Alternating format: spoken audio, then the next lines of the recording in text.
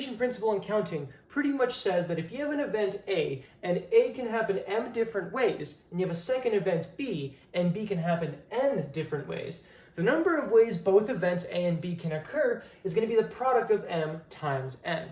Now, if you don't quite understand this intuitively, let's use an example. My favorite example is going to be to use shirts and pants.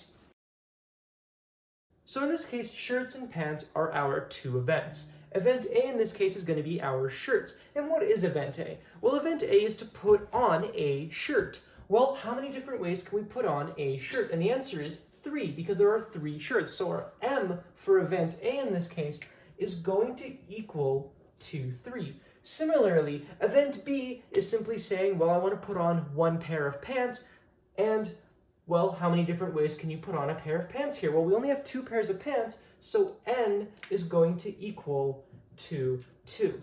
Now, when we're saying A and B, we're saying how many different combinations of shirts and pants can you wear, right? Well, what is that going to mean? Well, it means that if you, for example, choose to put this shirt on today, well, how many different pants can go with it? Well, you can put this pair of pants on, or you can put this pair of pants on. So we find that the number of pairs, A and B, for this shirt is going to be 2, right? There's 2 pairs of pants you can wear with this shirt. Similarly, if you instead choose this shirt to wear, well, how many pairs of pants can go with this shirt? Well, you have 1 and 2, so it's also going to be 2, and you're going to find the same thing for our last shirt here. And what do we find? Well, the total number of possible combinations of event A and B, putting on a shirt and putting on a pair of pants, is going to be the sum of these 2 plus 2 plus 2, which is going to equal to 6. But how else could you have gotten this? Well, you could, of course, draw out every combination. You could draw this shirt with this pair of pants, this shirt with that pair of pants, and similarly for the other shirts, and then count them together, but it's going to take you too long. Another way you could have done this is seen, well, if there's 3 pairs of shirts and 2 pairs of pants, if you multiply the number of shirts by the number of pants, you're going to find there's 6 different outfits you can create with this many shirts and this many pants. That's really what the multiplication principle in counting really is trying to say.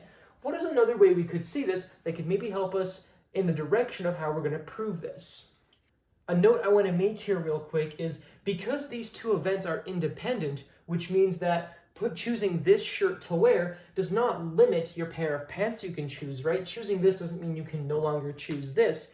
Doesn't impact. The 2 events don't influence each other. This makes this a prime example for why this case can in fact be true.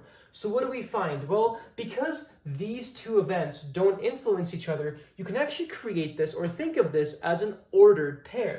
You can think of this as creating an ordered pair A, comma B, where A here can be a shirt and B here can be a pair of pants, right? And this is going to be a set of pants, and this is going to be a set of shirts. So we have elements from one set and elements from a different set.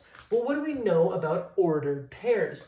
Well, when we have an ordered pair, we can create a Cartesian product. So what does this mean? You can create an x and a y axis like so, and we'll label, let's say, the x-axis to be our shirts. Let me label the shirts real quick. We'll label this shirt A, this one B, this one C. We'll label this pair of pants 1 and this pair of pants 2.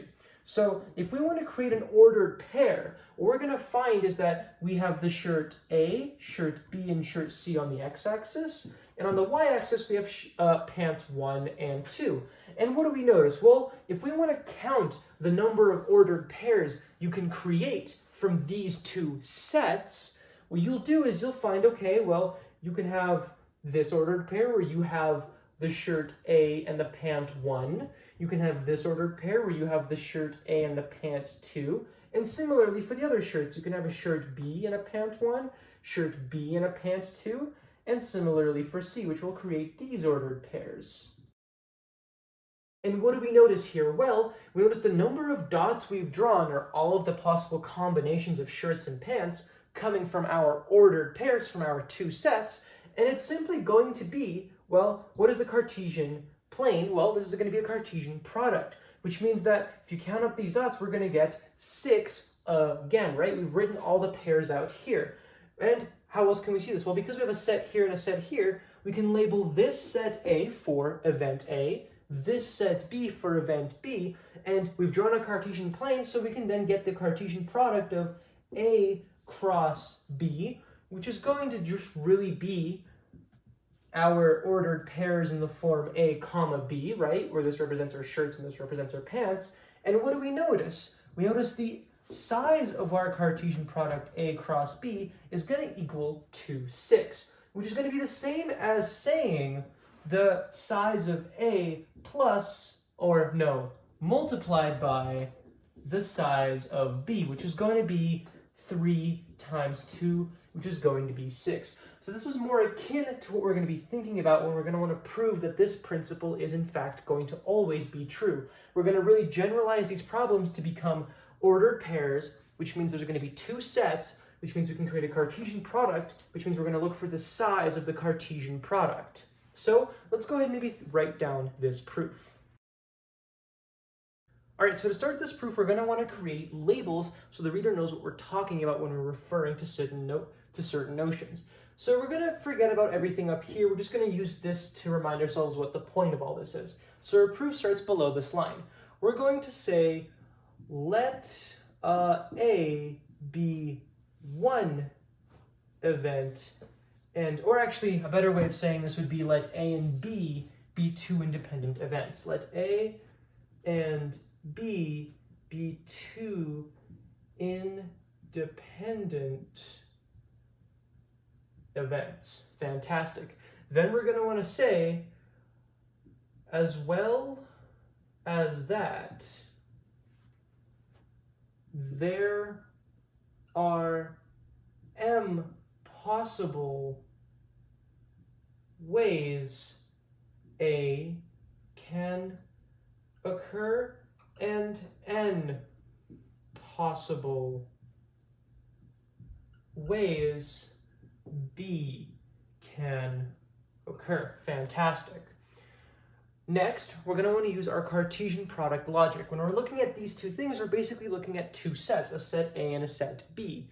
And we're going to want to say, because we're looking at them happening at the same time, it's like looking at an ordered pair, as we saw with our shirts and pants example.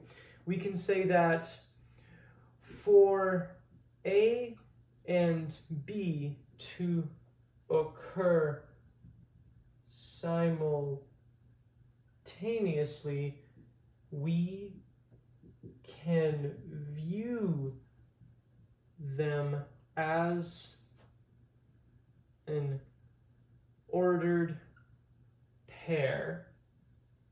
We'll label the ordered pair AI and BK. Fantastic. Where where A we'll call an element of A and B is an element of bigger B, and I is going to equal to 1, 2, 3, ... all the way up until M, and K is going to equal to 1, 2, 3, ... all the way to N. Fantastic. So then, because we know, okay, so we've already said the size of A is M, the size of B is N, and we've already seen that we've already seen that together they can form an ordered pair AI, B, K. I guess all that's left to say is, well, this means it's a Cartesian product. So then the ordered pairs can be written as the Cartesian product of A cross with B. Fantastic. Then we can say, given the absolute value of A is equal to M and absolute B is equal to N, the size of A is M, the size of B is N, then the size of the cross product, or the size of the number of ordered pairs, is going to equal to the size of A times the size of B, which is going to equal to M times N. And we can say maybe note M times N represents all ordered pairs, which is all possible combinations, combinations or ways event A and B can occur together. So I think this is a fine proof. I'm kind of doing this offhand right now. Hopefully this at least makes sense. The point is for you to understand the logic behind this principle, is because it really leads to ordered pairs, which leads to a Cartesian plane, which leads to a Cartesian product, which lets us make this statement. Is this even true? Let me quickly double check that before I conclude.